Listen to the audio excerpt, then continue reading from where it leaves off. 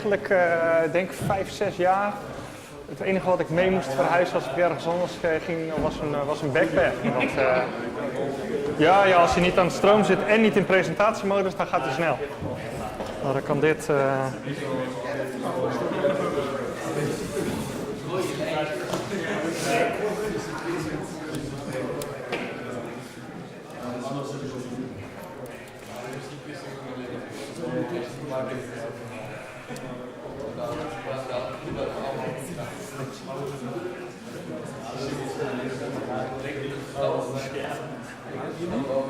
Ja, hier aan deze kant.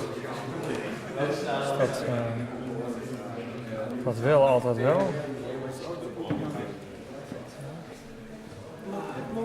Nee, wat veel.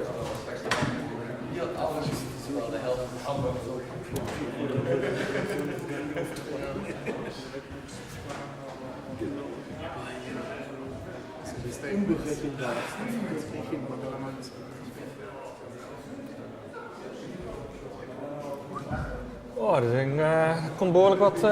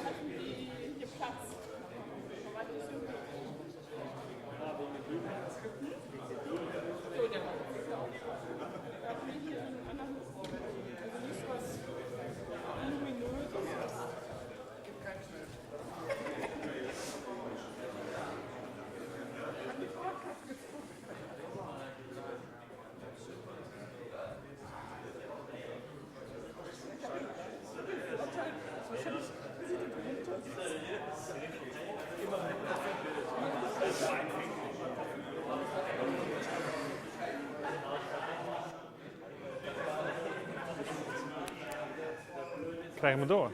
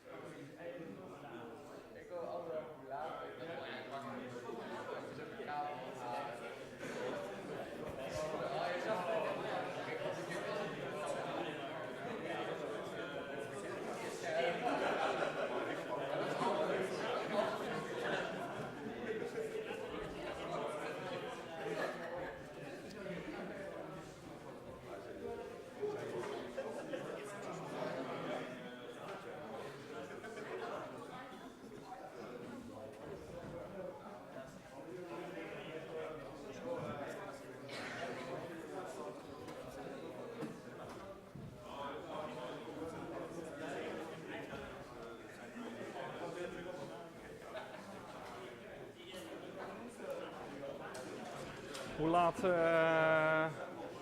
komen er nog meer mensen? Of, blijkbaar wel. Hallo.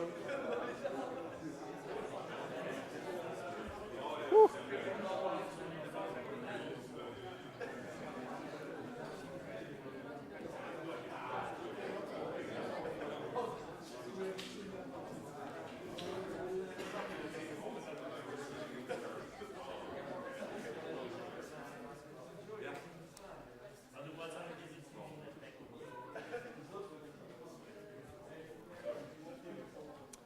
All right, I think nobody's coming in anymore, so it's probably a good time to get started.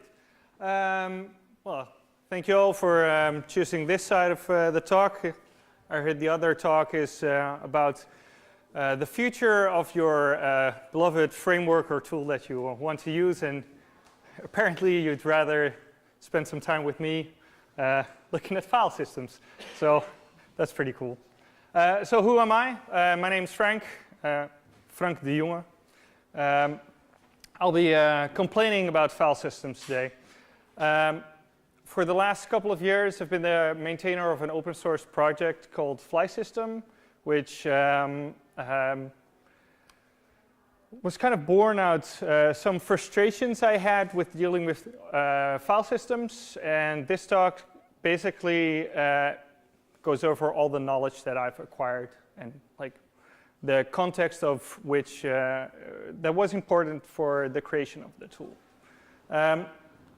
So what is file system abstraction? Well, file system extraction in theory is the encapsulation of multiple types of file systems. So the actual storage engine, so where the actual files live, become an implementation detail. If that confuses you, don't worry, that's coming.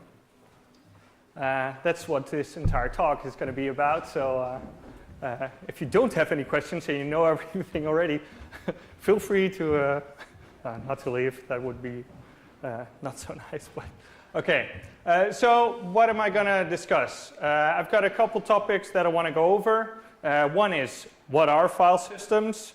That's sort of like leveling the playing field, so we all have the same basic understanding. Like, if I say file system, then like what is the picture in our head? Like, does it match up everywhere? How we use file systems is going to be some code examples that you might or may not be familiar with. Then we're going to move to using remote file systems, and more so we're going to look at how and why and when you might do that. And then we're going to use all that information that we've just acquired then, and then solve all of those problems that we've encountered in the middle and move to a file system abstraction. So, what is a file system?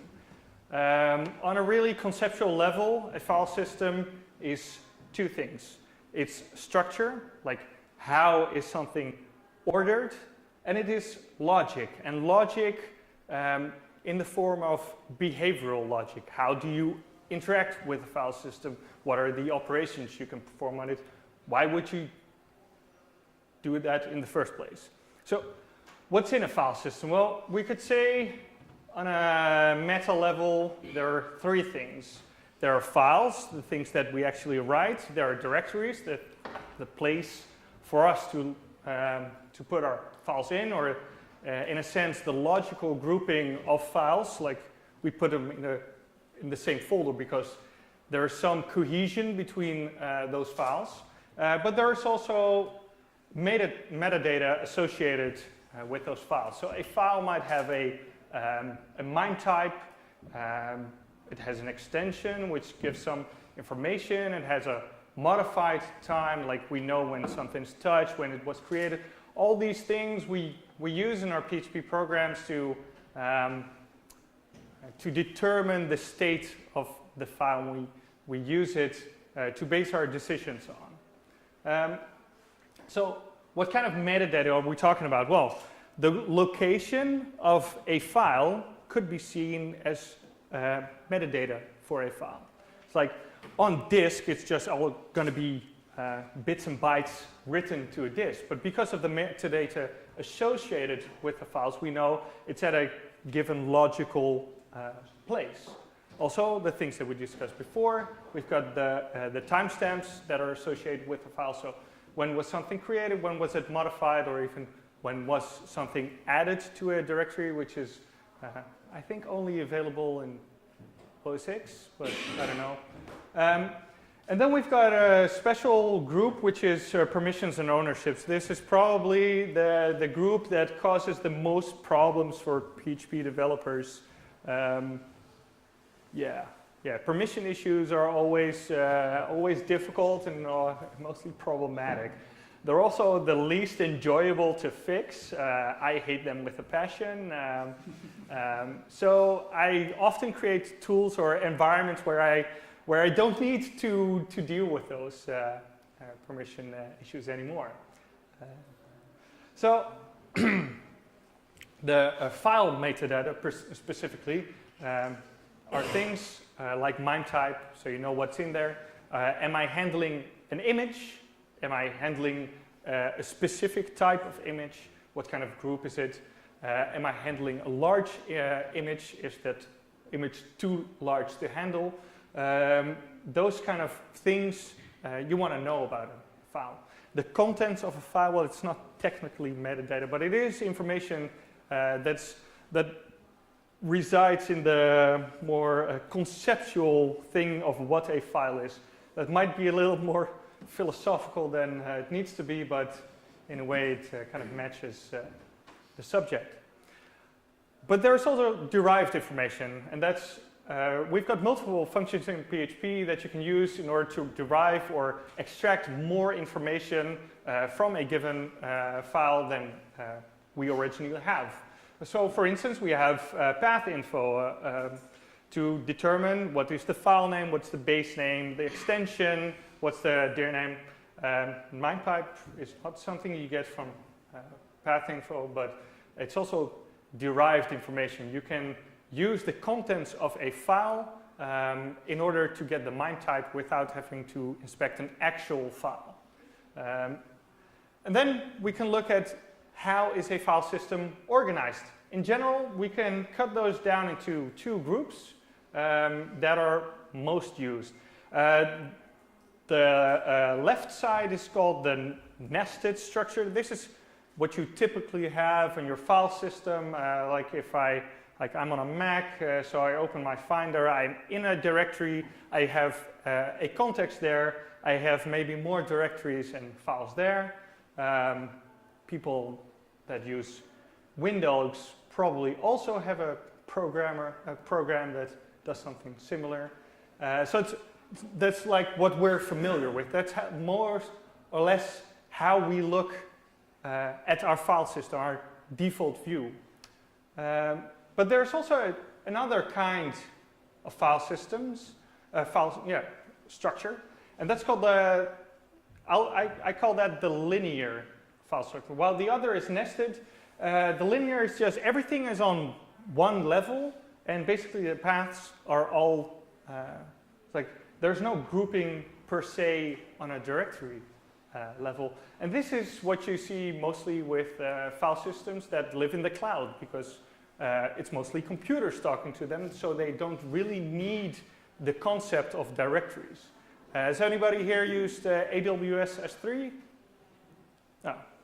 That's in itself a linear file system. So while they have created abstractions above that file system to make it work like a nested one, because if you're in your AWS console, you can actually go into directories, they don't actually exist. So nested file systems are the most common, have directories, which have files, more directories. Linear file systems are more like key value stores. They only have a place where a file is. If you want to separate that with slashes for logical grouping, that's fine for the file system, but it doesn't actually do anything with that. They only have files, and they often require a different approach. And as I said before, directories, like if those are both file systems, so what are directories? Well, one could say that directories don't really exist. They're just a way to view a subset of something that's in a file system, and that's handy because if you only had a list of all the files that are available on your entire operating system at the same time, you wouldn't even be able to find anything. So it's good to realize why these things exist. Directories exist because humans need to interact with files.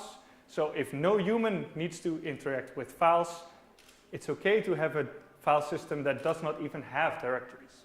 So now that's how I look at file systems. As I said, maybe it's a little more philosophical or abstract than you're used to, but these things help us to understand and move forward when we're going to tackle more complex situations.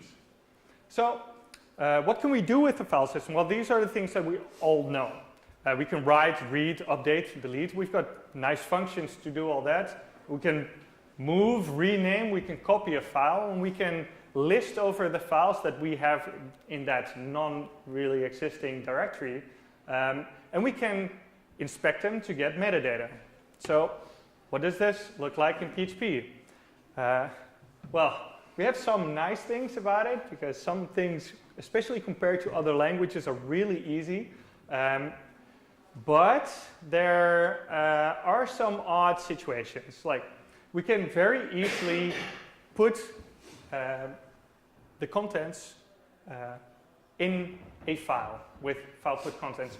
We can easily get it out with file get contents. We can delete a file, but that's called unlink, which is already a mental step. What is unlinking? I just want to delete a file. Okay, now I need to think about this. And then we've got all these weird functions that have abbreviations in them. So mtime, for instance, not to be confused with microtime, which just returns time. This gives the time of a file. So it's in a very different space of PHP functions. We can get the MIME type, and in 7 you still can with MIME content type. But if you have a strict environment, you're going to get a deprecation warning.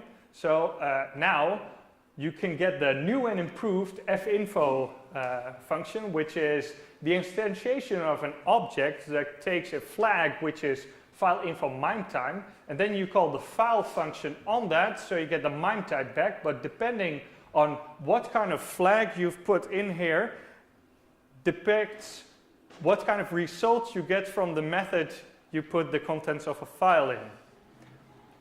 If that confuses you, that's totally fine because it's confusing as hell.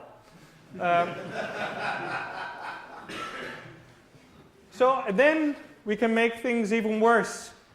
We can start to list files. We can use the glob function, which takes like a regular expression like syntax. So you have to know the location and you have to append the slash and then an asterisk, so you can get everything in that folder. But it's very fast. It's not going to argue there. It's pretty fast. And also, if the directory is large, you can easily run out of memory without having any control. So it's fast, but also in some situations a bit dangerous. Then you can have things like scandir. Who uses scandir? Nobody, because what means scandir? I don't know. We've got readdir, which is probably associated with scandir, but instead of a directory, it needs a resource. And then obviously everybody's like, I know how to get a resource. And then in the end, nobody knows, which is totally fine because it's not really clear. But apparently you can use opendir in order to get the resource of a directory. What is a resource? Well, in PHP, that's a million things, so we don't really know. And then we also have directory iterators. So we can use a directory iterator to get an iterator, so not an array. So if we want an array, we need to you call iterator to array over it in order to loop over it and distill the array from it. But then all you have is objects, and objects are not like this is the location of a file. So we need some kind of way to normalize that. So we write our own function, and then we array map over it and loop through that function. So we cast everything from an object into something that's actually usable for us, a string file location. But that only works on one level. What if we need to go infinitely deep? Then we need to do an array map that maps over a normalized file info function that takes an argument that's the result of an iterator to array function that takes an iterator, which is the composition of a recursive iterator that takes a recursive directory iterator that takes a location. PHP is awesome!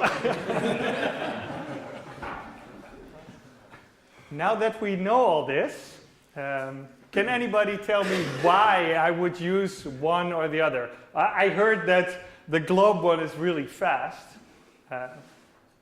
Does somebody else have any opinions or wants to share some knowledge? No, I don't want to do that either, because most of the time, 99% of the time, it doesn't matter which one of these you use. This one, in the end, handles the majority of the cases. But if you want to just loop over a bunch of files, this is not what you want to type. This is very annoying. So another thing that's difficult in PHP is actually doing things with memory intensive operations. Who here uses the FOpen function? Who here likes to use the FOpen function? Nobody, and I get why. If you use the FOpen function, you have to pass it a location, then you have to give it a mode. I've been doing file system stuff for a good number of years. I've been doing this Flysystem stuff for a good number of years, and I still need to often look up just to be absolutely sure which mode. I can't be bothered to remember all those modes and why I'm using them. So, because there are like 12 of them, and all have different edge cases. So, when you use FOpen, you get a resource, which is the same thing as a handle. So here we're opening two things, but we kind of need to name them differently because else we'll just override the variable. So I've created one that is handle and one that's resource. And while the resource is not at the end, so while we can still get data from it, we're going to loop over it and get a chunk, which is this amount of bytes. And then we're going to get that chunk, and then we're going to write it to the next, we're going to write it to the handle. So we're going to loop over it, and then every time in this bit, the most amount of memory used, theoretically, is that 1024 bytes of PHP string memory. And then we need to close it, and then we get a result from that, and we need to close the initial resource as well. And we also need to handle, this doesn't even handle error cases. So this is, if everything goes right, and obviously everything always goes right, this is the minimum amount of code. That's quite a lot of code just to do a copy. So we also have copy. Copy is nice because copy is simple. Copy is one call. It has an input and an output, and it just returns the result. And it doesn't have any of the memory issues that we previously had. Even more so, it's even more memory efficient than the stuff that we had because there is actually no memory that's loaded into PHP. So it's wonderful, but it's also bad because the source and the destination both need to be locally. So they both need to exist on the same machine. So if you want to copy from your local to S3, well, you can't use this function anymore. So you have to use something like this. So it's a problem when you want to move away from the, your one file system. So conclusion, yeah, okay. I'm not going to try to mimic that face, but I'm pretty sure everybody has been behind their computers and thought, oh, this is just pain. I don't want to do this anymore. So now we know what file systems are. We know why I hate them. Now we can make our problem even bigger by moving to remote file systems. So working with remote file systems, why would we even bother to do this? If our application gets more load than a single machine can handle, then we need to scale. There are a lot of talks about how to scale applications.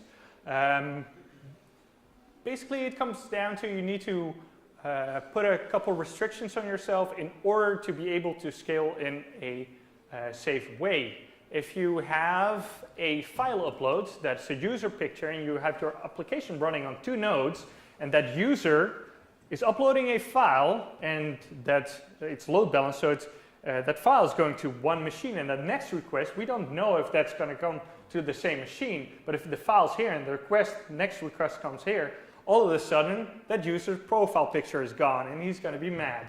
So we don't want that. So what do we need to do? We need to remove the state out of our application. We call this that we want stateless apps. If you're not entirely sure what that means, that's fine. But at least you can now Google how to create stateless PHP applications and you've got a whole new field to discover.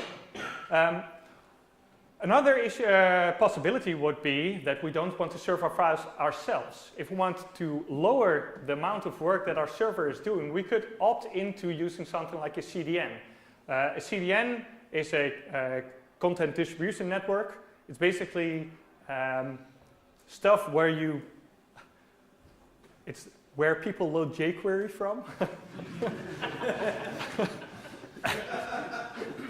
Okay, now, so basically it's mostly paid services that you use in order to have another party serve the static assets that your users might want to load from your website. So instead of you using them, you serving them, they are going to be sending them. So we don't always want to serve the files ourselves. Another thing, if we're working on complex applications, sometimes we have applications that need to work together with other applications, and there are maybe multiple stages in a processing cycle. Then we want to share files, but we don't want to share it in the application. You don't want to send it over the wire every time a new stage needs to act on the files. So for this, we could introduce an intermediate storage. So the application 1 could write it, application 2 could then pick it up and do something with it, modify it, put it there somewhere else, without them all having to send the files to one another. So this could be beneficial for a number of reasons. But there are some consequences with this. One, we can't use the built-in functions like our beloved friend copy anymore. We'll have to start using APIs, which is both nice and not so nice. Who here has worked with the AWS SDK for anything related to Amazon? I have not spoken to anybody who understood that entire SDK within a day. It's a very complex, very large body of knowledge that you're tapping into. It is by no means simple. It serves a purpose, it is very powerful, but it's not something that you just dive into and magic starts to happen. Let's compare some things. Let's write contents to a file, but then in a remote file system way. So if we look at AWS S3, we have to use the put object method that takes an array of options for which we obviously know the keys by heart because we dream their platform every night. So you have a body key. It's not the contents, it's a body of a file. And then we need to give it a content type.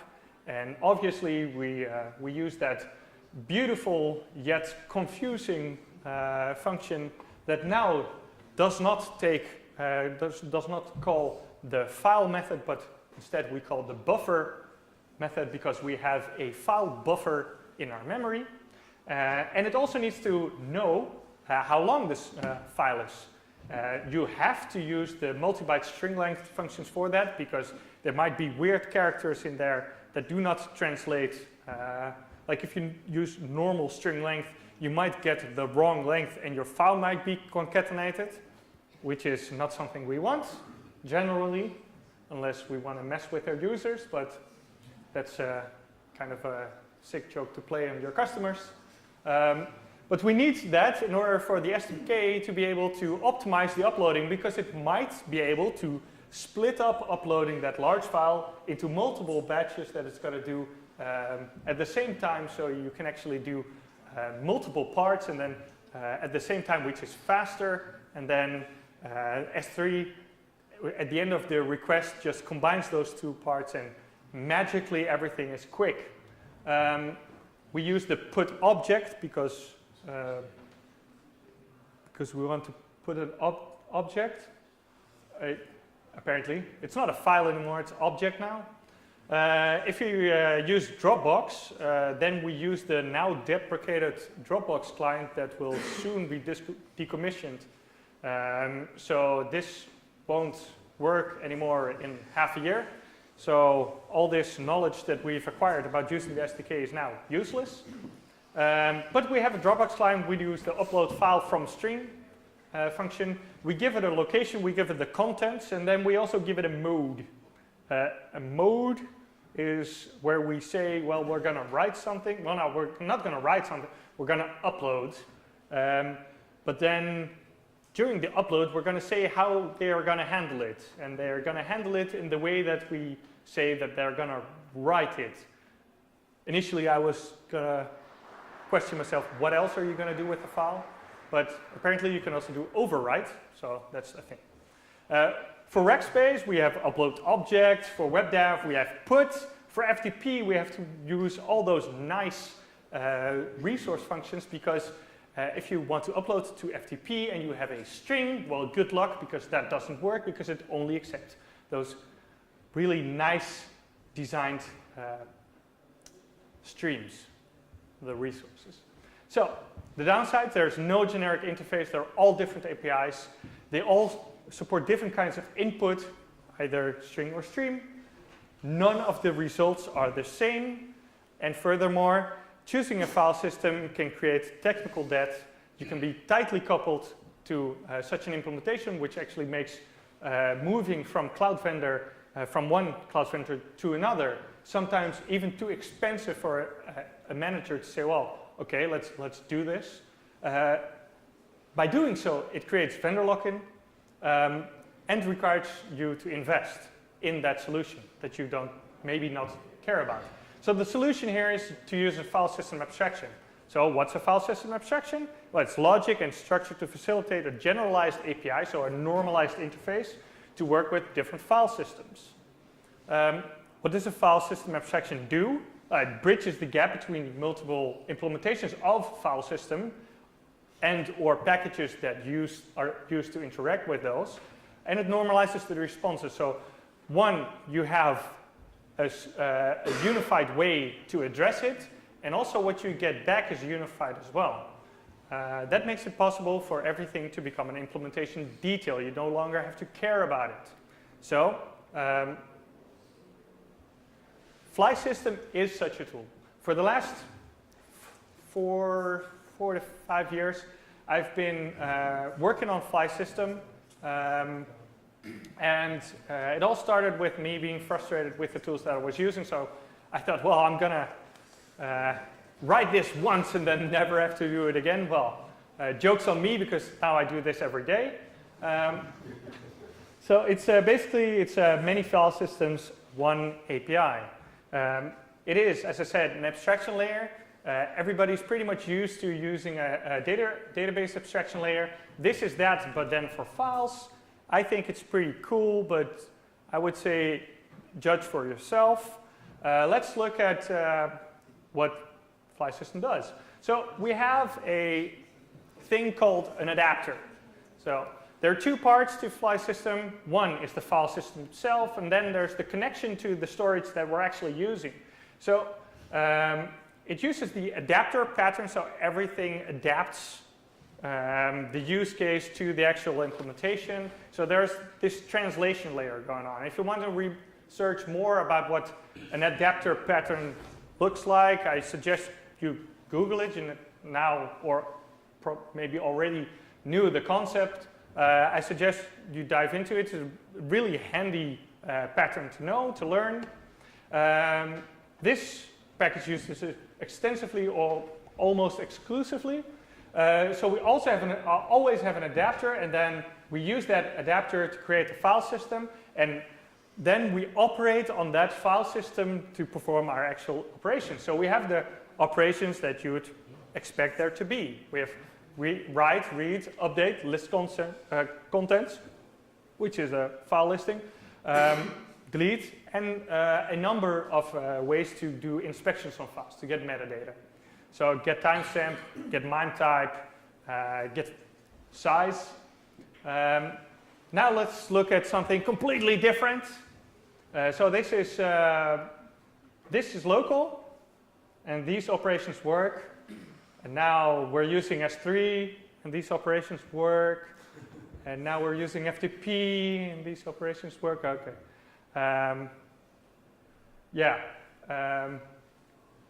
The tool itself is really boring. It does the same stuff every time.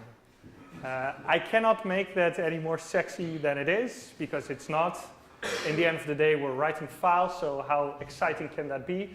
But having this as a possibility to just be able to switch is, I think, is pretty neat. Flysystem also really enables you to use streams in a very nice fashion. So you can read a stream, get a handle, the wonderful resource that we discussed before, and then write it using write stream. So this effectively does all the looping and error checking and error handling for us. Even some SDKs have retry mechanisms built in, so we get all that stuff basically for free. And this is, as you can see, this is effectively reading a file from Dropbox and then re-uploading it to FTP without, like this could be a file of a gigabyte. It could be a terabyte. It doesn't matter. And even on shared hosting, if we have like limited resources, this would still work because of how Flysystem uses the resources that are available to us within PHP.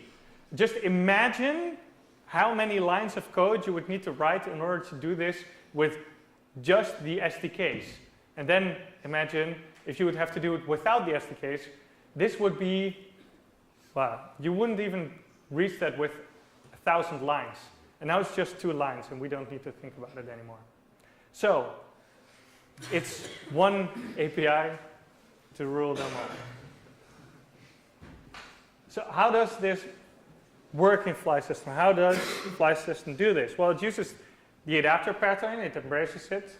It's a really good fit for this problem space, or the solution space rather. It normalizes the responses. It normalizes the input.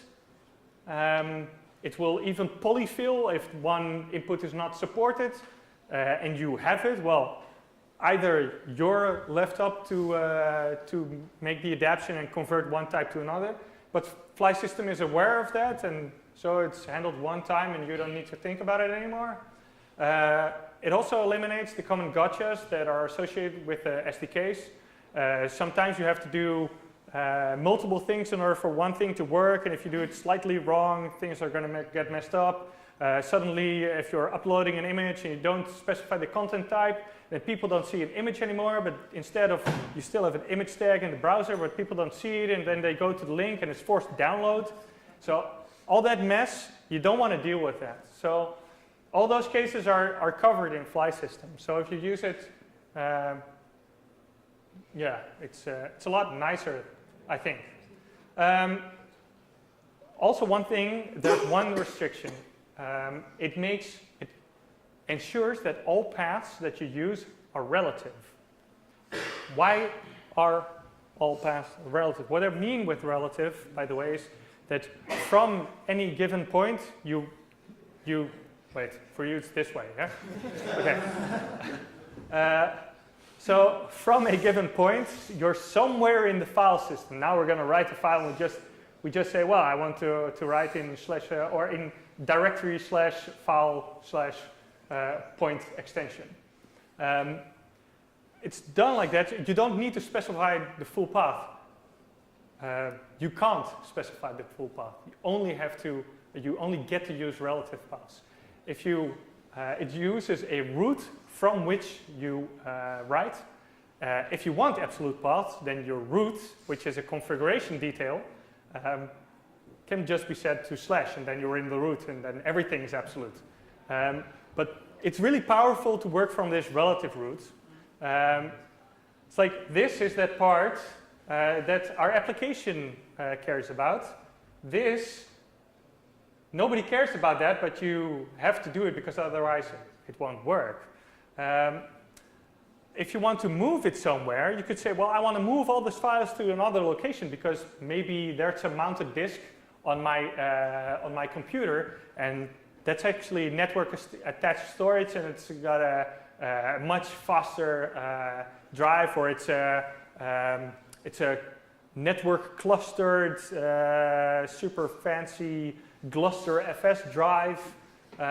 So you've got all the reasons in the world to move it, but you don't want to change all the code in your entire application to account for the change that all you did was change where the files live. Your application cares only about the green part. The rest should be a configuration detail. Flysystem, because it has this restriction, allows you to do that. It enables you to not care. And if I have to care less, I'm more or less more happy. If I have to care more, then I can also be depressed about that more. So I like these things. Maybe you like them too. Testing file system interaction. Who here tests their PHP code in general?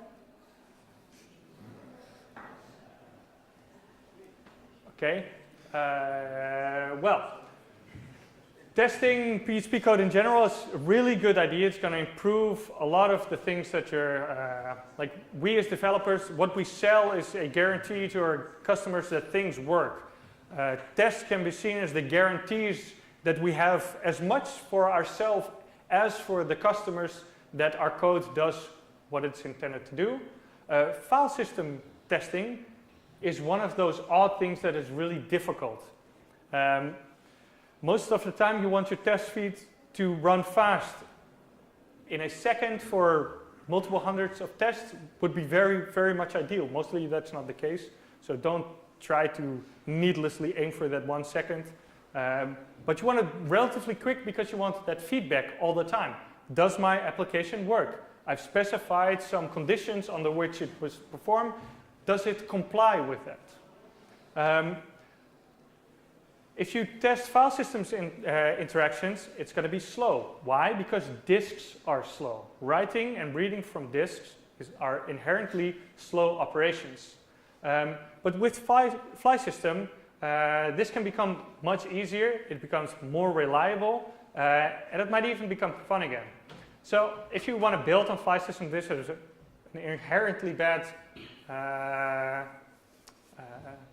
class name, an author biography manager, because I didn't have any inspiration when coming up with names.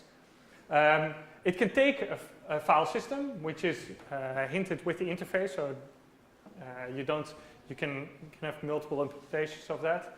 And then we can say, well, I want the bio, which is the contents of a file, because that's where we stored it if we didn't want to use a database like normal people. So we can say, well, what's the location? Well, this object apparently somehow knows what the location is, and it can read that location from the file system, then return the contents. So how do we test this? Well, we can create a test function. Normally we would have a PHP unit test case for this. And one of the situations would be, well, I expect the contents of the file to contain some bio. I can instantiate a file system, but use the memory adapter, which just doesn't store the files on disk, but it loads them in memory. Then I set the conditions of the file system, so I write that to jamesdoe.bio.txt. I give it the expected value, so thereby staging the environment under which our tests are run. And then I instantiate the cleverly named author biography manager with the, okay, that's a syntax, okay. Obviously this would be an error because that variable does not exist. You pass it the file system, and then you assert that if you get the bio, that you get the expected some bio result. As a bonus, as I mentioned before, testing file system stuff is really slow. This is really fast. It also improves the stability of dependent code. Code should have one reason to change. File system change, maybe not that. Most code should not have to care where files are stored, just like we use database abstraction, so we don't care where the database is. Flysystem basically enables those classes that use it to be dumb, and dumb classes are happy classes. So, yeah, it's a good thing. It opens up for new possibilities. For one, who has had to deal with large uploads that take a lot of time? I had a customer once, and they were a video transpiling company. The web server had a 30-second timeout, so they had a problem because they couldn't guarantee the file would be there in 30 seconds. So what they did instead was say, well, why don't you upload it to Dropbox? So the desktop application Dropbox uploads the file, and then on the server we say, well, how about we authenticate with Dropbox, and then we read from your Dropbox account, and then it's server-to-server communication, which can also happen in the background. One, server-to-server communication is very, very, very fast. It's more reliable because Dropbox is not going to drive into a tunnel and their connection is not going to drop. So that's one. Anywho, so it's really fast, and the user was not stuck in a sort of screen where they just had to wait until it was uploaded. So they could just do whatever and get on with their day. Also, you can relatively painfully switch out which file system you're using during the application lifecycle. There are a bunch of integrations. I heard there's almost an integration for TYPO3. Somebody did a 80% implementation and then kind of stopped. There's something, I think that I just googled something from ZX2 or on Venlo integration of Flysystem. Then again, you can just use it for your modules that you're building. So you can use it directly. You don't need to use a plugin per se. It's available as a composer package. You can just install it along with the installation that you're used to, then start shipping it. Some general stats. I didn't give this talk for a little while. So actually the last time that I gave it was a year and a half, maybe 2 years ago. And as number one exciting thing was that it had like 200,000 installs per month, and now it's close to 2 million downloads per month, and it's been downloaded over 35 million times on packages. So yeah, a lot of people are using it. So maybe you'll like using it too. Also, people did a lot of stupid shit when they did this. So there were people who were creating different kinds of adapters for Flickr, for YouTube, and I was like, okay. Somebody thought it was a great idea to post Reddit comments via the API, but use the Flysystem interface to do that, because you can adapt it to basically anything. That one is actually real. Like the other ones, people on Twitter talk to me about it. The one in Reddit, I've actually seen it. I've also called that person an idiot for doing so, but it's like, if you want to do it, you can.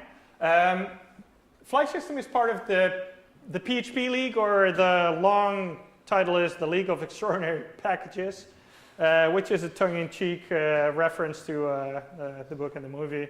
There are a lot more packages there in the PHP League that all tackle kind of a niche thing. There's a guy who's doing amazing stuff with CSVs. There's a guy who has an implementation for immutable date time ranges, like how specific do you want to get? It's there. So you can go to the phpleague.com to check out more, flysystem.phpleague for documentation around Flysystem. This is the GitHub URL. I'm Frank de Jonge. You can find me on Twitter if you like to hear more of my ramblings. Thank you for your time.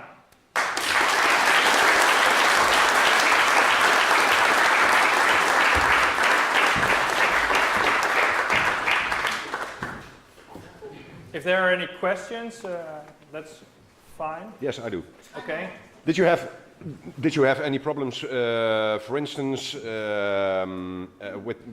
cloud storages like AWS S3 and like getting a directory list sorted?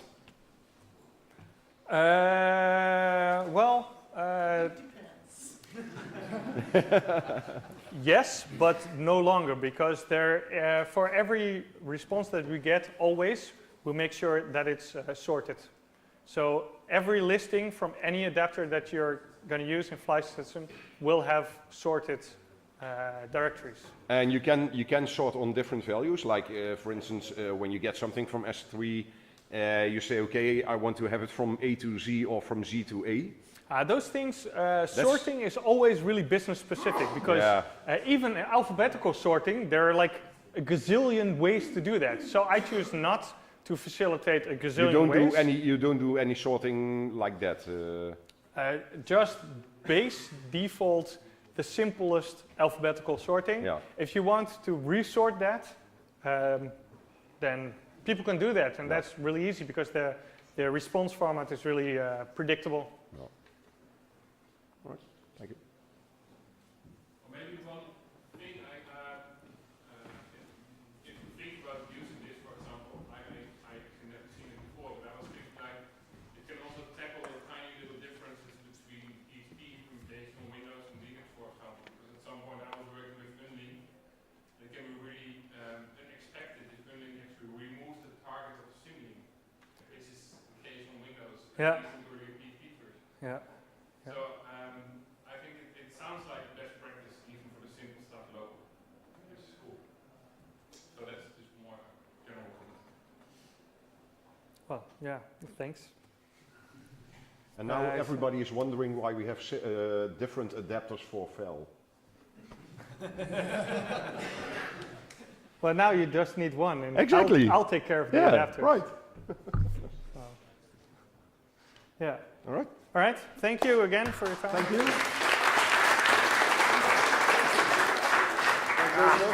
Top. Lachen. Fijn dat je er was. Ja, helemaal goed. Ik ga mijn spullen inpakken, dan moet ik alweer gaan. Ja.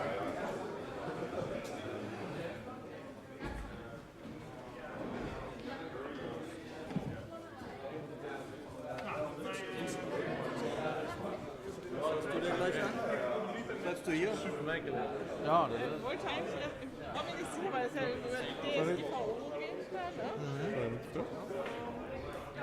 Ich meine, ich mache ja Broadcast, eigentlich nicht gewusst, was da ist, aber ich habe ganz keine Ahnung gemacht. Aber das interessiert mich auch. Das sind die einzigen, die parallel sind. Das sind nicht meine. Kommt gleich wieder, ich muss noch Käffchen holen.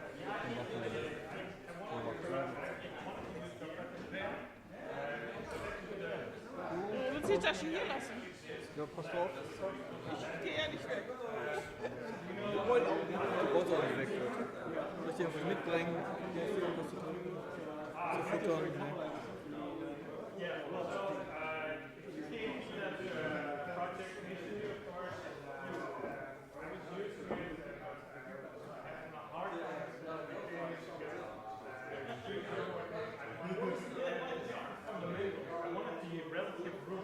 Eigentlich steht der Tisch. Table ist noch gut. Ah ja. Last year there is no so big table. It's a small this thing there and only one small table for the dinner. And here Behind the table is anyway, that's an impression. You there. not for me.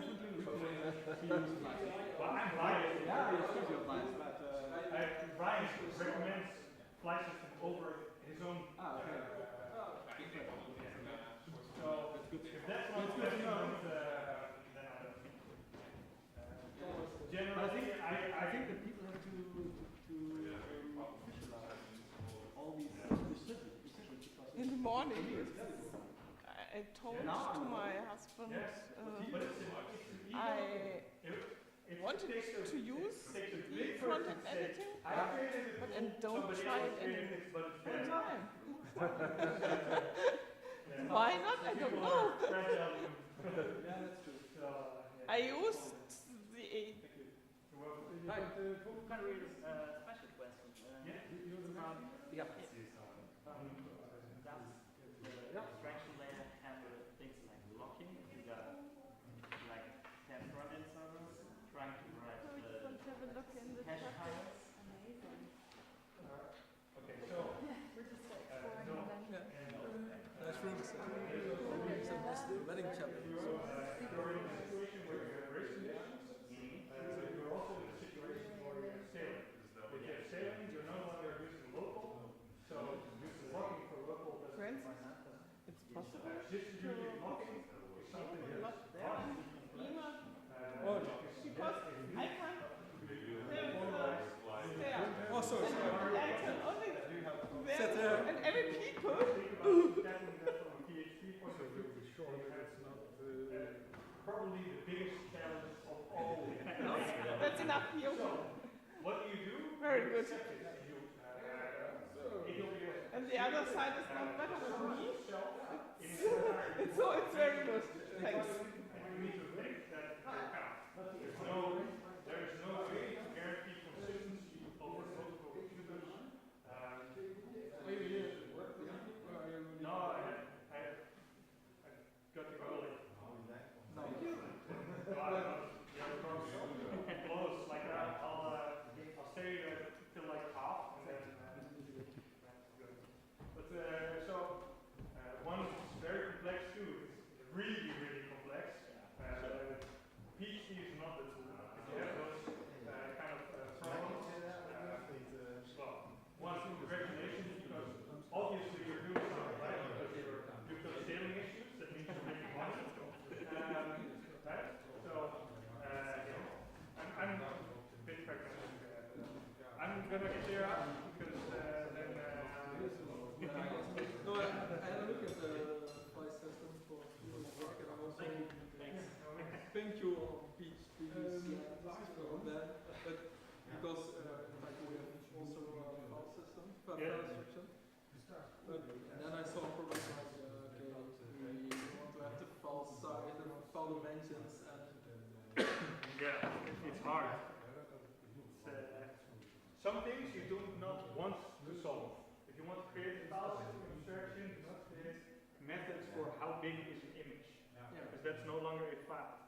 If people need to have the information of a file, acquire it before you store it, save it somewhere so you can look it up. That's how you should solve that problem, not from the other way around.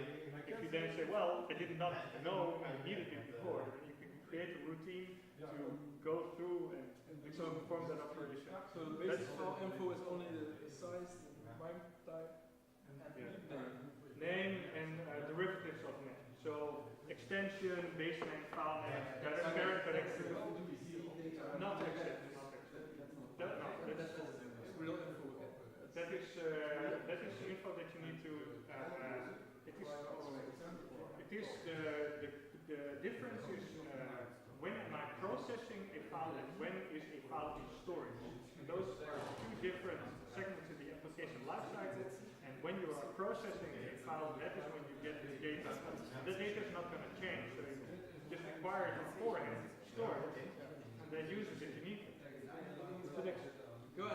Very cheap. But that's also another way around of thinking because it's planning instead of solving. no, but it's also If you prevent from a problem from ever happening, you don't need to solve it.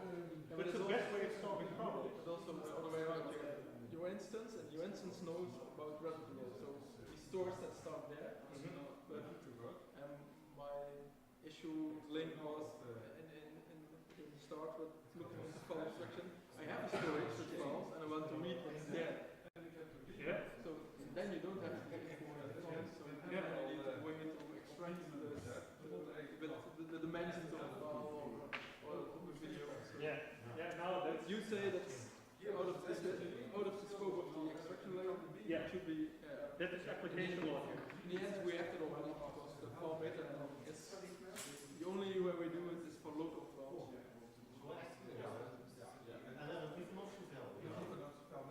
I saw it, I wrote that's some part of it. Last year we started with Laravel. Oh yeah, so you've got it by And now, the most abstraction, but also local, for local development, everything in the storage. If you publish it, you don't have to hear about it, but then it only says, okay, use Amazon. Yeah, I like that Laravel is shipping with it by default. On the other hand, people don't even know that I created it. Like I was talking with, I'm not in it for purely the ecosystem. But like some people, I was talking about file systems, and then people came up to me, if you just use Laravel, then everything is like, that's my fucking software. So yeah, you get situations like that, and then it's like developers can be assholes, right? So, but they are less likely to be assholes if they know that they are using your software and they like it. So if they like your software, then maybe if they like you, it's a question. Yeah, someone just bought the Laravel. Hey, thanks. Thank you. No worries. Yeah. Enjoy it. He's busy. Mathias. He said enjoy. Thank you.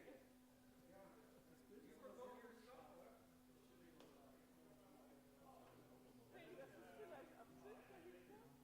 Ja, ich meine, Textschrift ist unscharf. Du bewegst mit der Vorhand. Ja, Vorhand bewegt sich. Ja.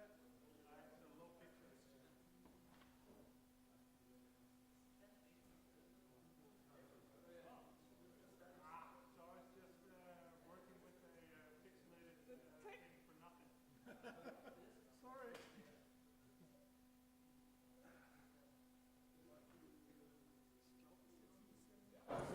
Cool. This was my glass, right? Yeah, this is my glass. I'll remove it for you. Yeah. Let's see.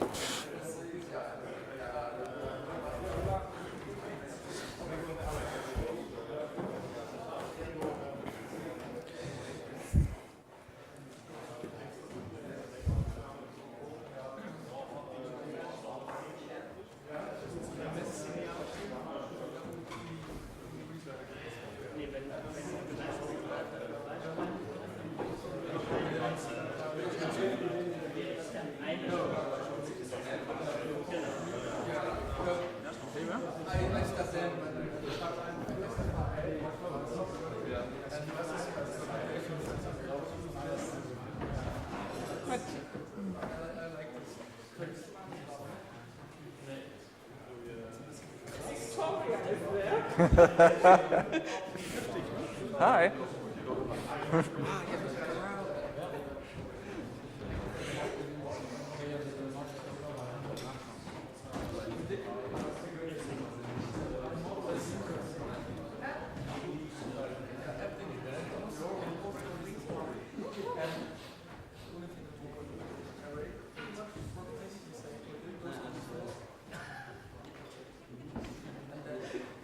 Victoria said they show in Malmö.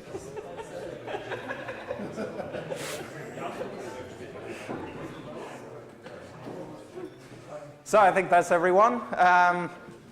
Welcome everybody to this presentation about front-end editing in TYPO3.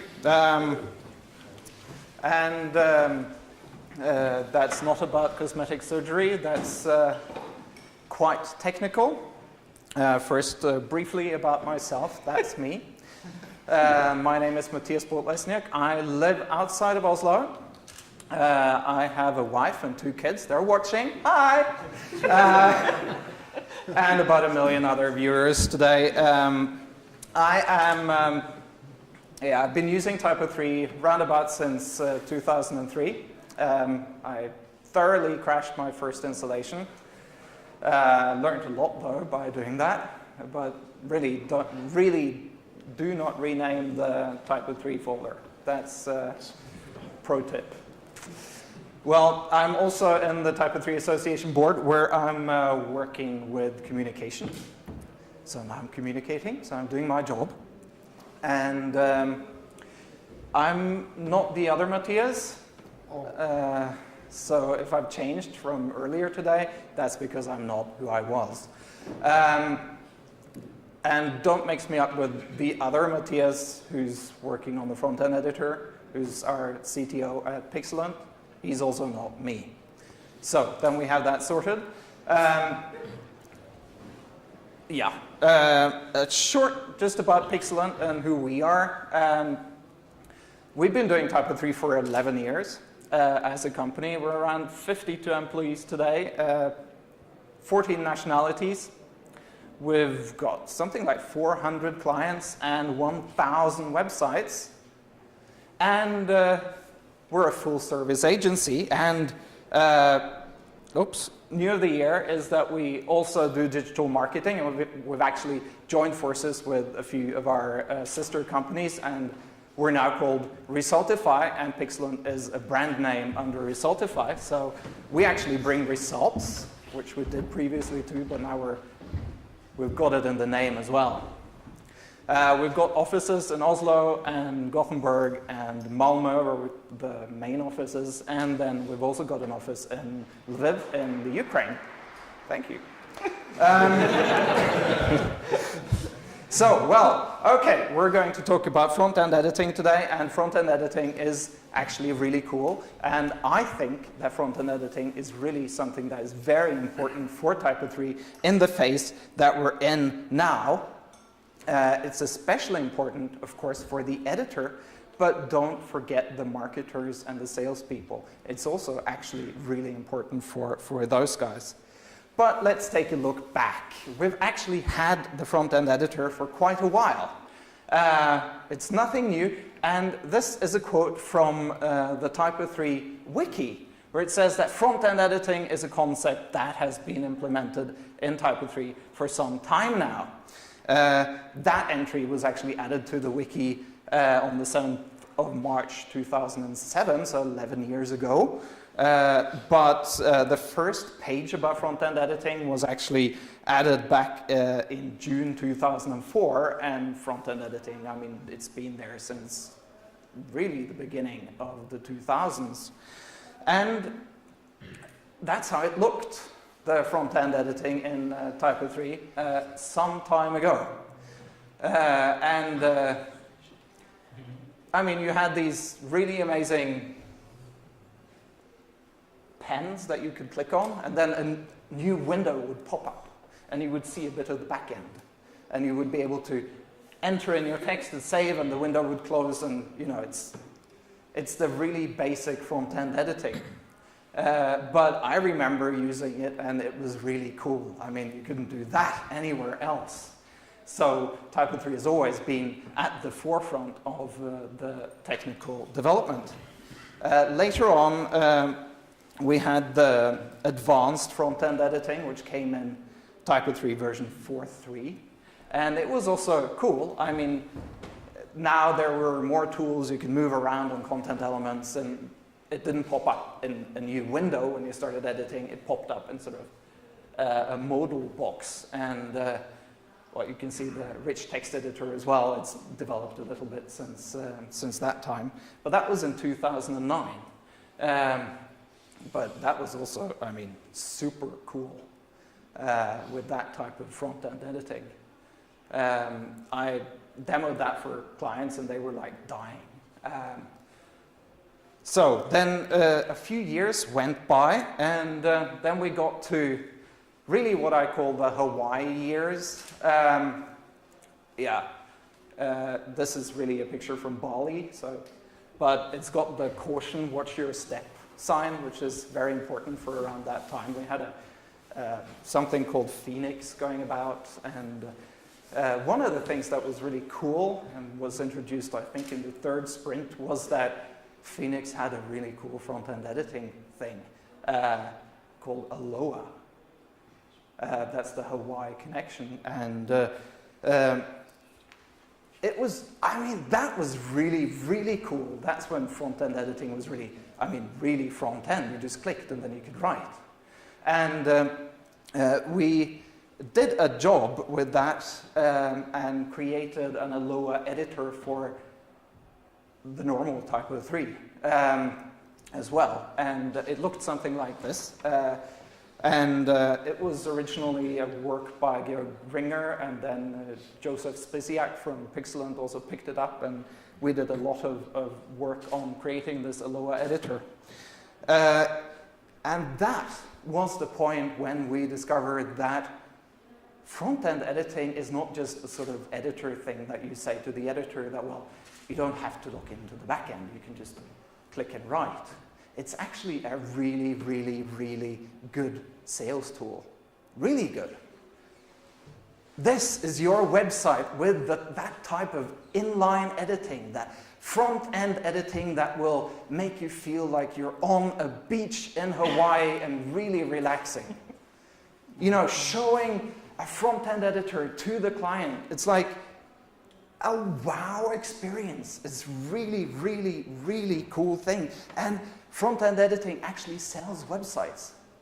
You can, today, use the front-end editor, demo it to a client, and they will say, they will throw thousands of euros after you just because they see that this is a tool that they can use. You can speak for hours and hours and hours about features, but in the end, what really converts the customer is actually to see how their life is going to be changed by using this fantastic TYPO3 CMS. And that is, I mean, don't forget that, because it's a really important thing. And in some way, you can say that when you use TYPO3 every day, you will need the front-end editor less and less, because you get to know the back end, and you know, you like the pro features in the back end.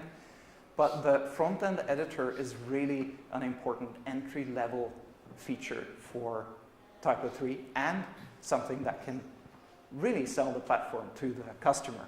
And that's important, because if you know, how do you think about TYPO3 when you use it from day to day? You have a close and personal relationship with TYPO3, and probably if you think about yourself as a teenager, you would have a poster on your wall looking something like that. And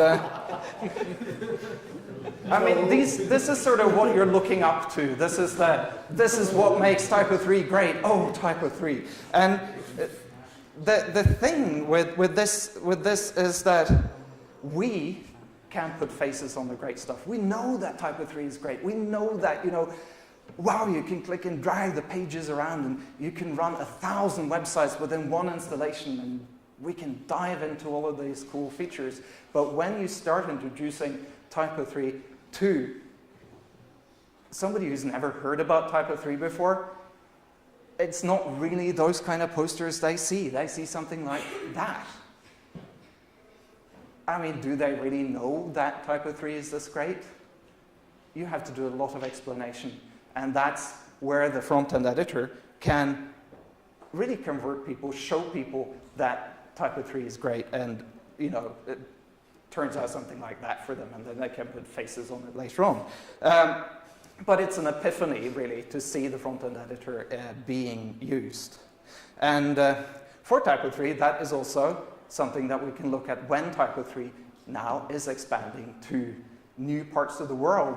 It can actually give us a competitive advantage because we don't always have to talk about the features and compare features. We can just show them, oh, it's this easy to edit a page.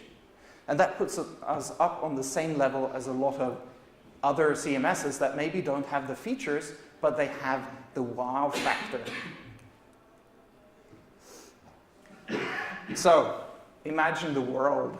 You're going to expand your business and you're showing TYPO3 to new customers. Then it's really important to remember also this, of course, but the sign here has stopped being important. The thing is that TYPO3 really needs a state-of-the-art front-end editor. But the thing with these front-end editors that I've shown screenshots of is that through the years, new technologies have come and, well, even the Aloha editor wasn't that great in the end. There was a lot more that could be done. I mean, it wasn't even a part of the core. So what we did from the Pixeland side was that we thought that we should have a crowdfunding campaign. Yoo-hoo! Crowdfunding is really great, by the way, because it can, in an open source community, you can really involve everyone in creating a great product, even when it requires a lot of resources. So we started with the crowdfunding, and we had a goal that we would get 50,000 euros. That's quite a, you know, big, fat, hairy goal, but we had 117 backers pledge money to building a new, better front-end editor. And we reached our goal for 50,000 euros, but actually we overreached our goals. We got more than 63,000 euros pledged towards making a front-end editor. And I think that also shows that there's a lot of interest in a front-end editor for TYPO3. A lot of people understand that. So what did we do when we were working with the front-end editor? We set up a few goals and a few steps that we wanted to do with the front-end editor. Firstly, the overall goal with the project was to write really solid code, but also keep it close to the core, because that means easier upgrades, more compatibility. A change in the core doesn't mean you have to rewrite the whole thing. And if you look at the result that we've gotten, it's very close to the core. If you look at the source code, there's very little source code, actually, compared to all of the features that are in the new front-end editor. And that's because it's really reliant on a lot of core functionality in TYPO3. So the steps that we had was, okay, we had to make a basic implementation, of course. Then we wanted to make all of the content elements inline editable. We wanted to have a drag and drop functionality so that you could create new content elements just by dragging and dropping them in where you wanted them on the page. We wanted to have resource handling. We wanted to have custom editing modules. We wanted to have good SEO and accessibility scoring in it, workspace support, and a good page tree. And we said we will backport it to 7.6. And it's, I mean, we've really reached a lot of those goals in the process with developing the front-end editor. And if you look at the status today, the features that we're still working on is it's the SEO and the accessibility scoring, which we're still testing software for. There's a lot of ways to do. Yeah. Can I ask you a question? Are you cooperating with Yoast or not? Right now, we're not cooperating with Yoast. And Yoast came along during the development process. So we've been looking at other tools for doing the SEO, but I mean, Yoast is definitely a tool that we're looking into. And are you also working on the accessibility scoring or not? We are working on it, but there too, there's a lot of different tools, and we had to find... We need to ask, because I'm currently on a project with accessibility testing for TYPO3, so... Cool. Okay, we'll talk afterwards. That's good. Yeah, super. Workspace support was another thing that we really wanted to put into the front-end editor, so that you can use front-end editing not only in the live workspace, but you can use it in any workspace. We're still really wanting to do that, but we've put it off a little bit, because if you, I mean, who of you have used the workspaces in the last couple of months or years? Yeah, you have. There's not a lot of people using them every day. But if you try to use them as well, you'll see that it's a really nice interface where you can sort of drag between the live version and the workspace version. And there's actually its own little interface for previewing the workspace in the front end. And that's actually a challenge, because building a front-end editor also means that you have to change a lot of the user interface. And right now, the front-end editor is just placed on top of the workspace preview, which overlays a lot of the user interface elements. So it doesn't really work, so we're not doing it. It's supported by the core of the front-end editor, but we don't have a front-end for the workspaces right now. And then the 7.6 backporting, that's the only feature we've said we're not going to do, because as we're working with this thing, 7.6 is moving, into the history, and it's much more important to make sure that what we're doing is great and has a good quality, rather than focusing on a legacy version of TYPO3. So the status today is that it is working. There's a little star there, which I'll talk more about, but it is actually working, and it's working really, really, really well. The first release of the front-end editor to the TER was about a year ago. We've had 23 releases since then. And from TYPO3 version 9.4, it will be a part of the core. So it will come with TYPO3, and it will be fully integrated. And we're expecting that around about the 4th of September 2018. Of course, with release dates, you can't say the exact date, always half a year in front, but somewhere around there, we'll have it in version 9. So that's the status right now, and we're really looking at using a lot of the new functionality that is in version 9 as well, such as the new page tree, for example, which is using a technology called D3, which is really cool for showing the page tree. Drink. Okay, now I've talked a lot about how amazingly great and fantastic front-end editing is. So let's run a little demo and see what we can do with the front-end editor today. So let's see, I'll just exit my... Let's see, here we go. How many unread mails did you have? 4,000? Yeah, I have something like 4,000, but that's because I have system mails, and I have like 4,000 coming in every day, and I don't read them. Sorry.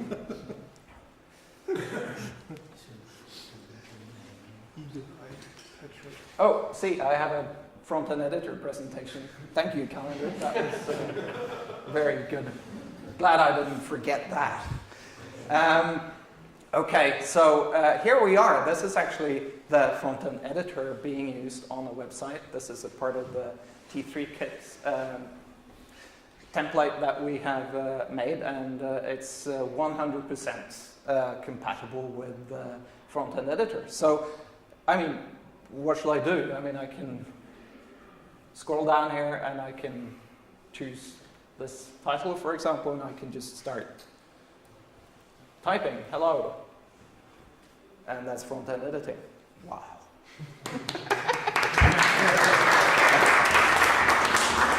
And see, now you're throwing thousands of euros at me because this is like the CMS you want to have at home, right? No, at work, I mean.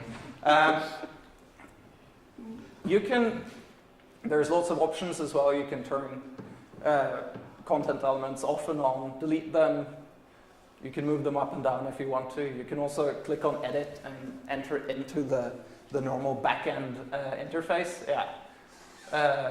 Yeah, I won't do that right now. But basically, everything is accessible to you, and when you're working with text as well, you have lots of different options for the text that you're working with as well, and including links. We can also go to other pages here. Yeah, I'm going to keep staying on this site. But basically, you can also edit content on top of a movie. Wow, it's moving and I'm editing at the same time. But here you can see that we have a lot more formatting options as well. So basically, you have access to the entire rich text editor when you're editing in the front end. So it is possible to live a life entirely in this front end.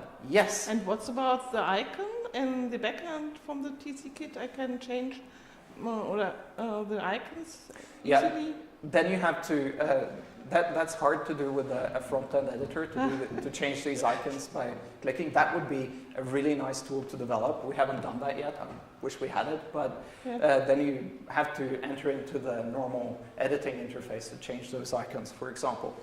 But you have access to a lot of the normal tools that you have with content elements. You also, of course, have access to the page tree. And this is the version 9 page tree, looking really great.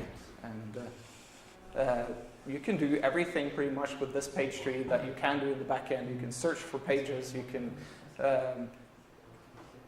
click on them and move around. On the other side, oops, this is just really difficult to move the mouse while let's see, there we are. I'm looking another way while I'm moving the mouse on the other side. You also have access here to all of your content elements on the side. So you can take any content element that you want, really, and drag and drop it into where you want it on the page. So, and now it shows up like this. You might remember that from the older versions, but the reason why this one comes up is that we have to have some functionality implemented that will insert default values so that you can start editing them, and that's not in place yet. But basically, you can type in a header and put in whatever text you want. There we go. And I'll do save and close here. And then the page reloads. Yeah, that appeared there. That was a bug. But it's editable anyway. It's live. Yeah, this always happens when you do a demo. So I'll remember next time to drop it there. So. Magic. But basically, it's a bit of the wow factor, not that it appears over there, but I mean that you can actually drag and drop something in. You can also have access to all of the elements on the page, and it will, when you hover over an element in the list here, it will automatically scroll to that element. A cool feature that I really want for this is that you can take this element and drag it back in, and then it makes a copy. That would be really cool. We haven't got that yet, but if you want to develop it, it's not very many lines of code. So basically, it's really easy to do the basic editing that you normally want to do with a front-end editor, and you can, of course, save and go to the backend, for example. So that's, I really think you guys should try it out, because it is quite an amazing experience to work in a front-end editor like this, and especially if you do it with clients, they'll love you for it. So let's get back to my presentation. Let's see here. There we are. There we go. Okay, so I showed you a demo. Now, of course, you're all sitting here as experienced developers, and you're thinking, how is this working? Is there some magic behind this? Yes, there is magic behind this, and it's called Fluid. This is how the front-end editing is implemented today. You can also implement it with TypoScript. I just haven't put an example of that in here, but yes, you can use TypoScript, no problem. But there's a view helper called content editable, and you specify what table and field and the UID it's related to, and you wrap that around the output. So pretty straightforward to implement it. The only problem, and that's why there was a star there earlier when I said it's working. It is working, you saw it's working. It's just that if you put this in, you have to put it into every single Fluid template where you want content to be editable. And of course you only had to do it once, but we've had a few people who have installed the front-end editor and said, what? It's not working. And it's not working because it's not actually implemented. You have to do a bit of work to make it work.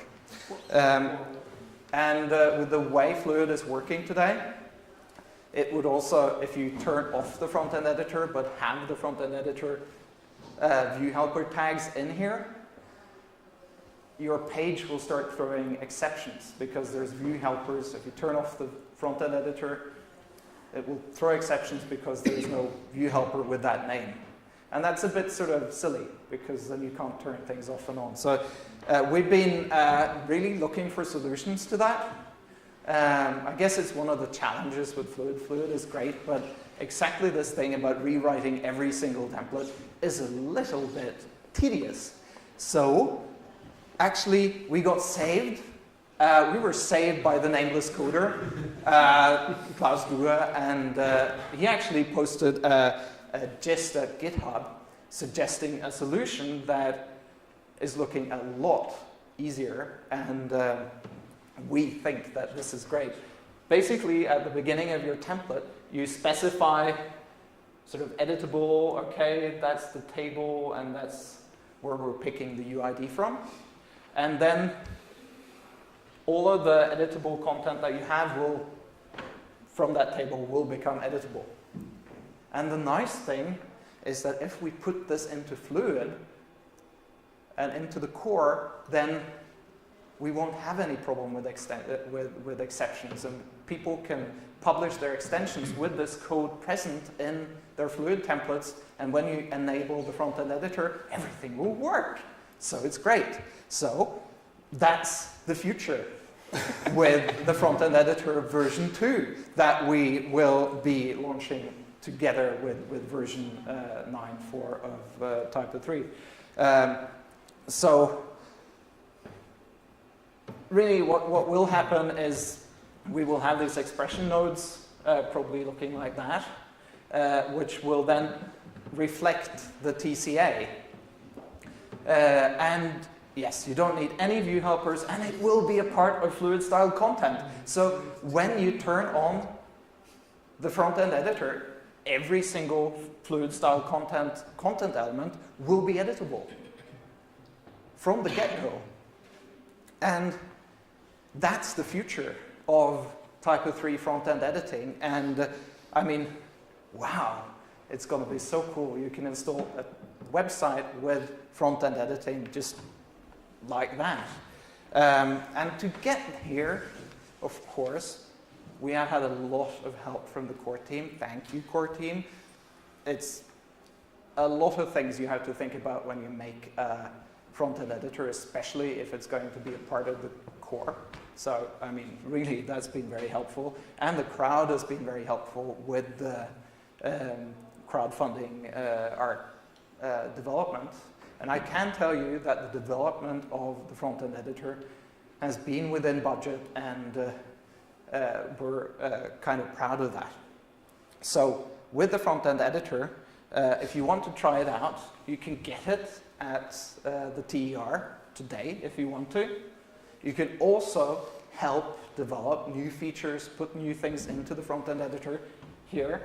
And if you really just want to test it, we have everything implemented today in our T3Kit package. So you can download T3Kit, and I mean, it's like 3 command line commands that you run, and Composer will install everything, and it will be up and running in a couple of minutes, really. So that's probably the fastest way of testing it. So I'll do like that. Thank you. That's the front-end editor.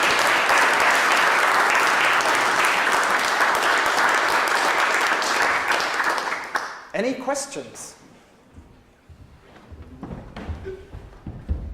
There's a drunk man over there.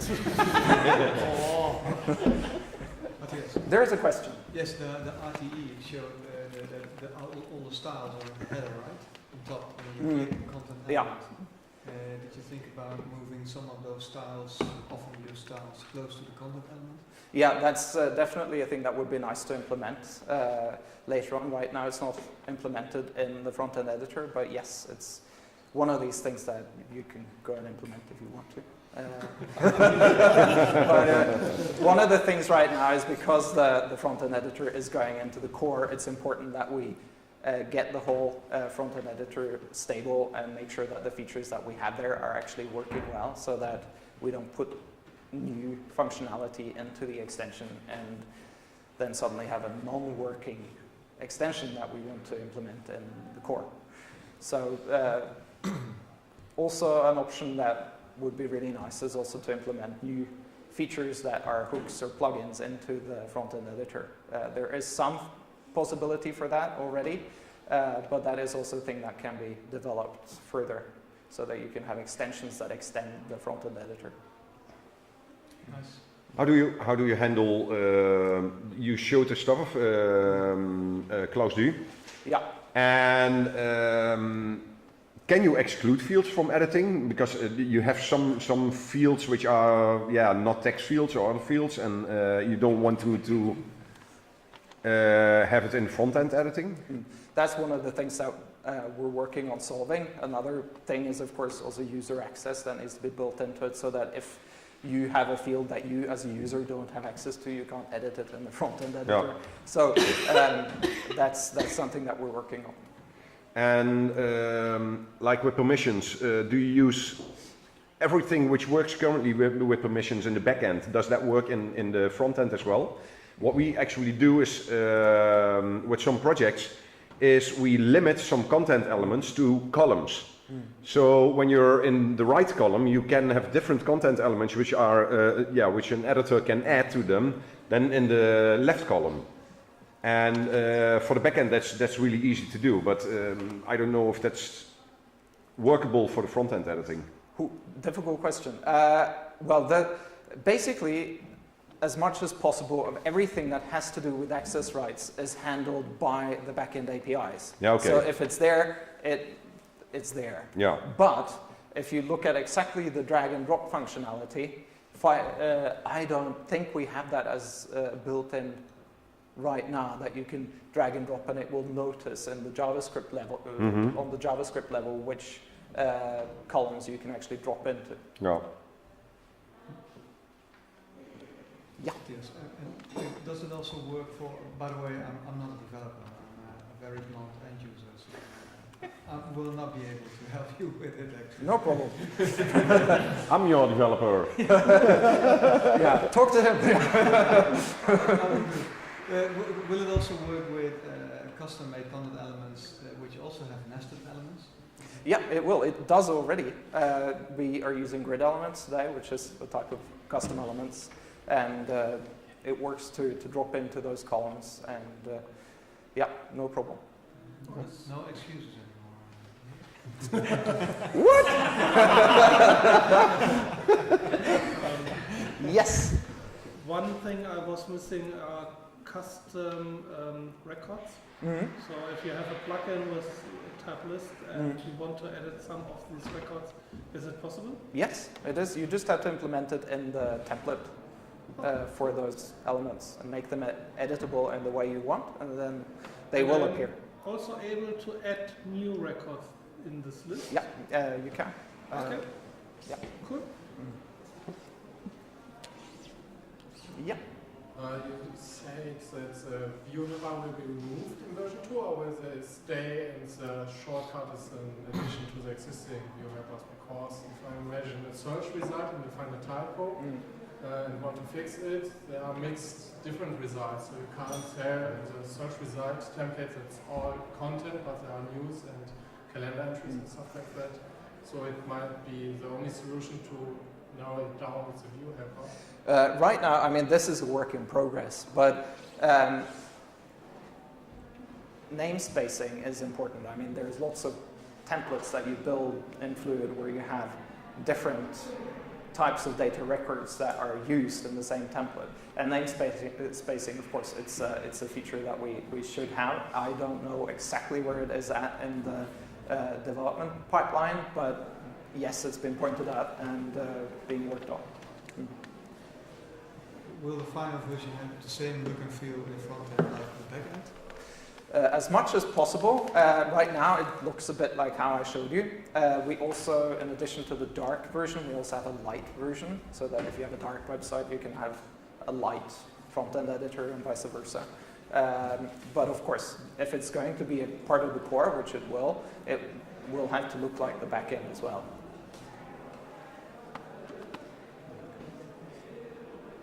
Nice. All right. Thank you very much.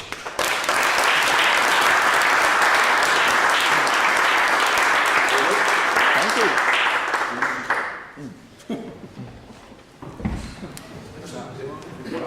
Kids outer here. That's an question.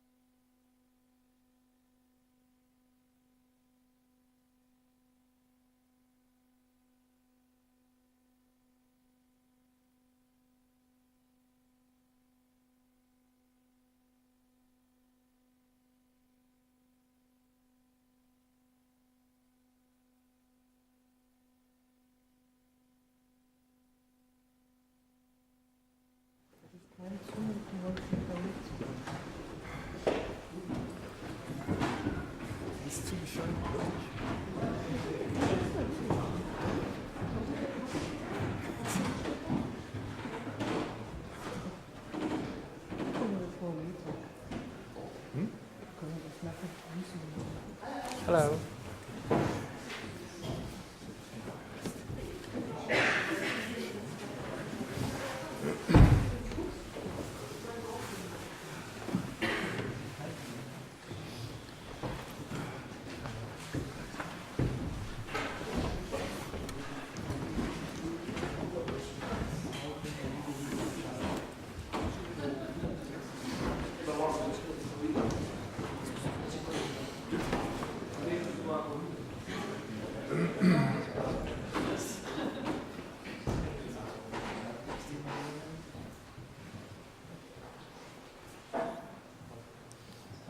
Hi, welcome. I think I can start. If there's not a Patrick. Can I start? Do you think, or are there still people coming? I think you can start. Yeah. Okay. Thank you. Welcome for joining my session. I'm Driessen. I'm a top contributor at the Google Webmaster Central forums for already 6 years. I started at the Dutch forums, but they got closed, and then I moved to the English forums. And at the Webmaster Central forum, users can ask their questions, and there are a couple of volunteers helping them answering their questions. And if we see something strange or something unknown, we can ask Googlers in the back end. We can escalate questions, and we get feedback from them. We also get new products, we can test them, we get news on forehand. And so we can expect what questions can come in the future. And so with this team we try to help as lot of webmasters as we can. But now a new thing for this year is that Google is moving their index to mobile first. And they already announced it in 2016, and in December 2017 they announced that they already started with moving the first websites to mobile first.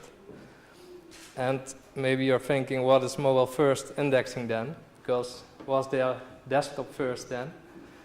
And but that back in the old days when Google started, there was only one version of a website, so they crawled that version. And that was also, the content of that version went to the index. So Google crawled the content and added the content to the index. And when a user enters a search query, then Google looks up their content in the index, and they present you the results they found. So if you look for what is an iPhone, and then Google presents the best results they can find. But then the iPhone was introduced, and you got pages optimized for mobile. So some examples are YouTube. YouTube has a desktop version and a mobile version, and Wikipedia and IKEA, for example. So now you have two versions. And the mobile version is optimized for faster loading, smaller sized images and videos, improved navigation for your fingers, and you don't have a mouse to click on. And most of the times you narrow down your content because you can't read large articles on your mobile. So you have two versions now, and you can link them together so you can communicate to Google. I have two versions, and you have an alternate for small media, and you have the canonical, which is the desktop version. And below you see the meta tags you can use for that. So Google knows you have a desktop version, but if the user is on mobile, then they present you the mobile version. So it works like this. Google crawls the desktop version. If you look something up in Google like children's furniture that keeps up with all the changes, then Google looks in their index and presents you the mobile version, but it's basically based on the desktop version. So if you look this up, then for example you see on the third place IKEA, and you see I search for this and I see it back in the description, so I know that content will be on the page. But if you go to that mobile version of IKEA, you don't see that content at all. So there's a kind of mismatch between desktop and mobile. Because if you look at the desktop page, you will see the content you were looking for, like title and description and some explanation how this clauses or wardrobe works. But on mobile, you don't get this information at all. So basically, you search for something, and Google has found it, but it's not presenting it to you because the mobile version is different. So all this content is not available on mobile. And that's why Google has decided to go mobile first, because most of their users are mobile, and you don't get this mismatch anymore on mobile devices. So this was the old situation. Google crawled your desktop version and then indexed your desktop version, and they presented the mobile. But now the new version, the index will be based on the mobile version, so maybe you can drop out of the results or get degraded because the content isn't there. So the most important thing is that the primary content is available on both versions, so desktop and mobile. And also the structured data, if you have reviews or something like that, you have to move them to the mobile version as well, because that is going to be the one during this year that will be the indexed one. So you add it to that one. And also if you have multilingual website, you have to add reviews and the language settings to both. But then when I was preparing this presentation, I was looking at IKEA, and I was simulating a search query from New York. So you see Google is providing information about New York. But at position 1 there was the US version, and there's this version, nicely in dollars and information I wanted. But if you look at number 2, I clicked on that, and that was the UK version. So from New York suddenly I get the UK version, which price is in pounds, so that's not really that good. But what is missing here is that they didn't link the languages to each other. So that's why somebody from New York gets the UK version. But if you say to Google, I have a Dutch and a UK version, or I have a US and a UK version, then Google doesn't serve both of them. They know you are from the United States and you only get the United States versions.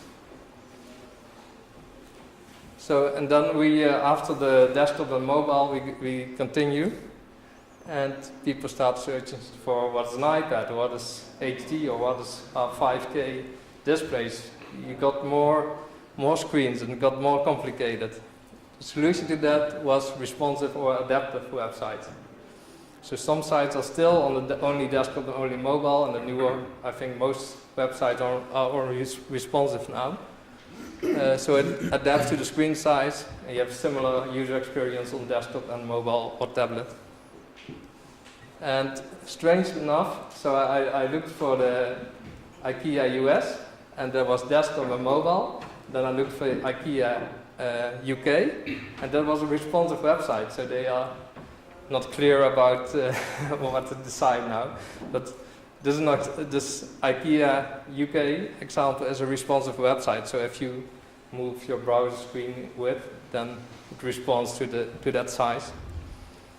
And most of the benefit is that Google can only crawl one URL, and so if you search something, then you only get this URL, because there aren't other versions of it. And so the positions of the URLs in search will match the URLs that are indexed. And the most important thing for responsive design is that you can move content to tabs or folds, but please don't hide it. So if you have a long text, don't make it invisible. But unless somebody asks, on mobile I display a mobile menu, on desktop I have a desktop menu, so they swap this when you get a narrow screen.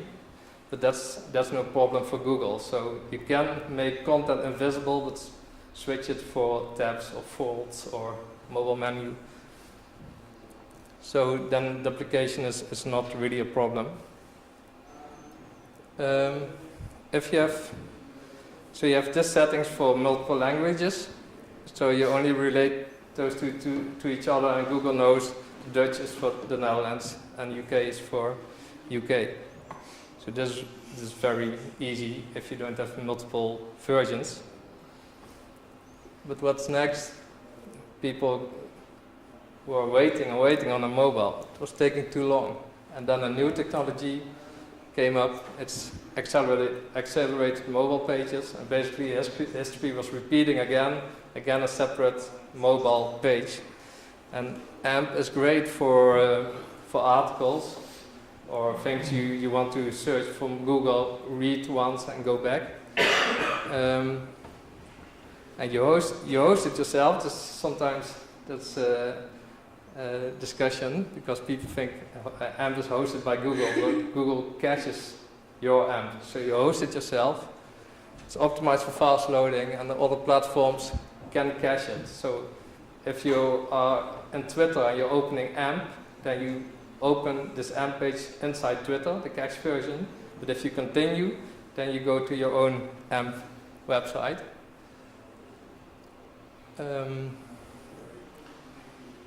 So this, you also need to link them to each other, so Google knows you have an AMP version of that page. And this is how it works in search. So you search something, then Google presents the AMP versions of that page if you are on mobile. But if you open that URL, then it opens up inside Google basically, and that's why it's so fast. Because it it's cached inside Google and it's already basically there. But if you continue surfing on the website, then you go to your own not cached website. And indexing works like this. If Google is moving to mobile first indexing, then this is the strange thing. Now they index the desktop, but if you are an AMP, then AMP is not going to be the mobile first version they are going to index. It will be the mobile version of your responsive website. So that's a bit a caveat. So they say AMP won't be the mobile first index version unless, wait, we have this. It gets more complicated again because in the very start we had only desktop, then we had only the responsive with one URL. And now we have more versions again, and it gets again complicated. But you can make it easier by going responsive AMP completely. It was designed for mobile only, but you can create a responsive website with AMP as well. And an example of that is BMW. It's a fully AMP website and responsive.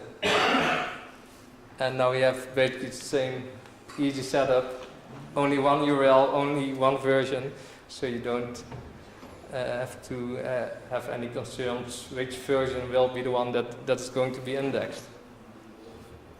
So wrapping it up, at the start, maybe 10, 20 years ago, we only had desktop versions, and that was fine, and it's still fine. If you have a desktop-only website now, that's still fine. Google will crawl it like a mobile, and won't, as a user you have to pinch and zoom, but they will just index the content they will see.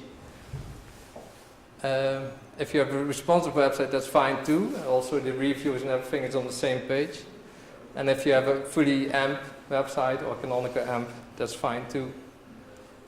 But if you have multiple versions, you have to look after when it's is Google going to index the mobile version. You have to have the same primary content on all devices. You have to add the structured data to the mobile version. And you don't, sometimes people block Google on the mobile version because they think, yeah, Google needs to be redirected to the desktop version. But please don't block the Google bot.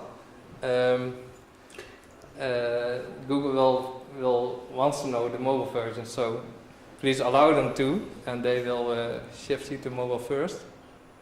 And also if you have responsive with AMP, there's also AMP won't be, so the check is on the left side, AMP won't be your index first, of your mobile first index version, but yeah, it's good to know that you add the same structured data and reviews and everything on the AMP version as well. So to wrap it completely up, primary content on all versions needs to be the same, otherwise you get these issues like IKEA, like users search for something and it isn't there, and in the future it will be when mobile first is indexed, and you can have the situation on desktop, so you have search something on desktop and it isn't available because it was available on mobile, not on desktop. So please try to have the same primary content on both versions. Also the same structured data, and keep, if you have a multilingual website, and it's getting nasty if you have multiple versions and multiple languages. So keep in mind that you link everything together. And the strange thing also is don't touch your canonicals. Keep the canonical version pointing to your desktop site, and Google will move to mobile, but it is a bit strange. Normally canonical was the one pointing to the version you want to be indexed, but in the future Google will, if you have mobile and desktop and you point the canonical to the desktop, then Google will still index the mobile one. And don't block or redirect the Google bot. And please add all versions, secure, insecure, ... or non ... and the m dot or amp. Please, if you have all versions you have, or maybe you had in the past, add them to Google Search Console, and you will get notifications if something is wrong, or you can see if the insecure website is still indexed, then you need to solve that.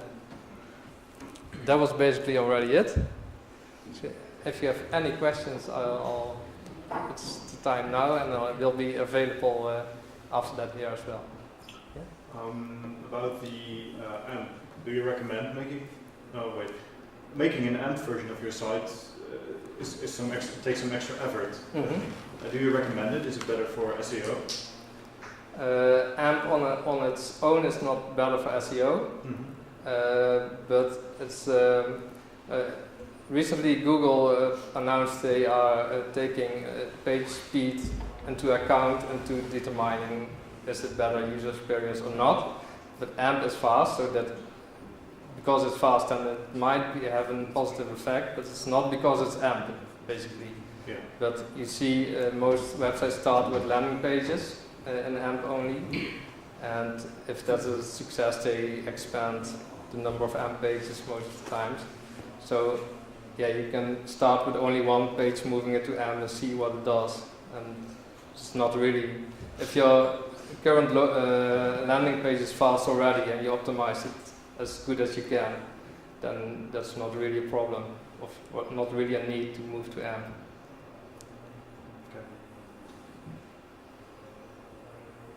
Any other questions? I heard I googled for TYPO3 plugins for AMP, but there aren't many of it. It's not that hard to go to AMP.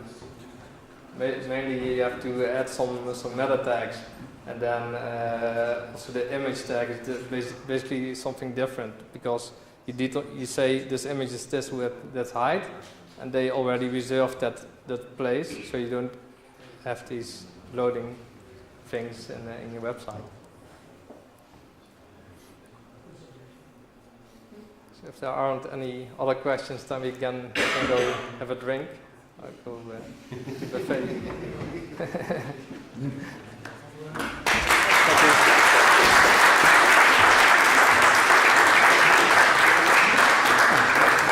Dank u wel.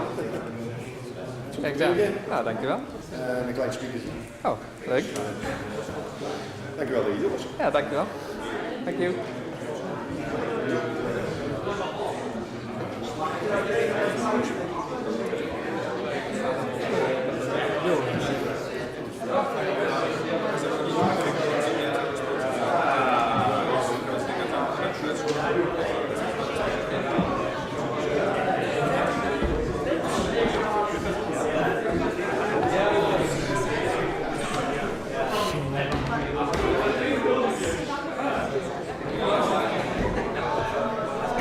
geen probleem. Oh ja.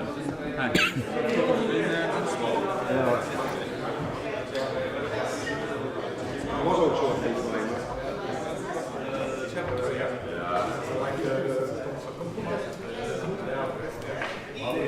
Ja, die Präsentation soll ich schon ich kann jetzt Video ablegen, dann wird es gibt jetzt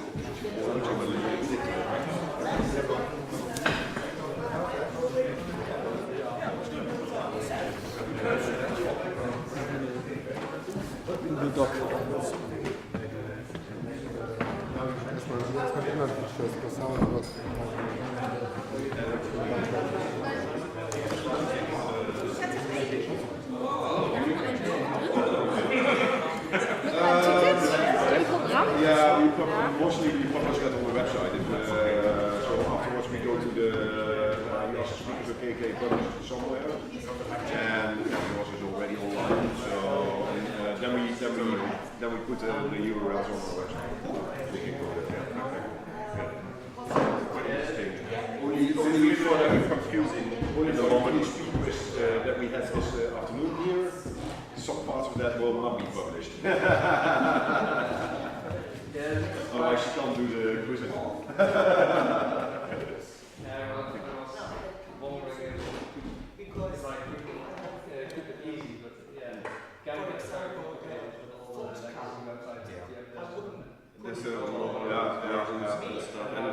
And how is the good strategy exactly now? I think it was really quite good communicating.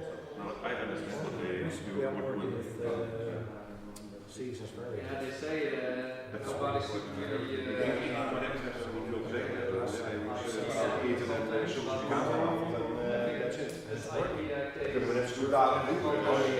just not there.